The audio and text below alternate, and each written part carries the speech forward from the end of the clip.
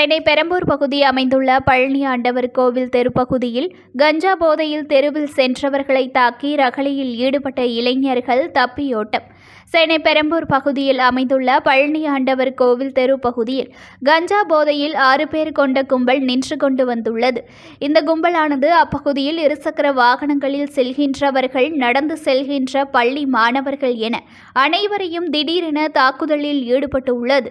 இதனால் அதிர்ச்சியடைந்த பொதுமக்கள் அங்கிருந்து தப்பி ஓடியுள்ளனர். அத்துடன் கடைகளில் சென்று கடையில் இருப்பவர்களிடமும் வியாபாரிகளிடமும் மிரட்டலில் ஈடுபட்டதோடு தாக்குதல்களில் ஈடுபட்டுள்ளனர். இப்பகுதியில் கஞ்சா போதை ஆசாமிகளின் நடமாட்டம் அதிகமாக உள்ளதாகவும் உடனடியாக காவல்துறை தக்க நடவடிக்கை மேற்கொள்ள வேண்டும் என்று இன்று சாலையில் சென்ற பொதுமக்கள் மீது தாக்குதல் நடத்திய கஞ்சா போதை ஆசாமிகளை உடனடியாக கைது செய்ய வேண்டும் என்றும் பொதுமக்கள் கோரிக்கை வைத்துள்ளனர். News1 தமிழை லைக் பண்ணுங்க, கமெண்ட் பண்ணுங்க, ஷேர் பண்ணுங்க, மறக்காம சப்ஸ்கிரைப் பண்ணுங்க.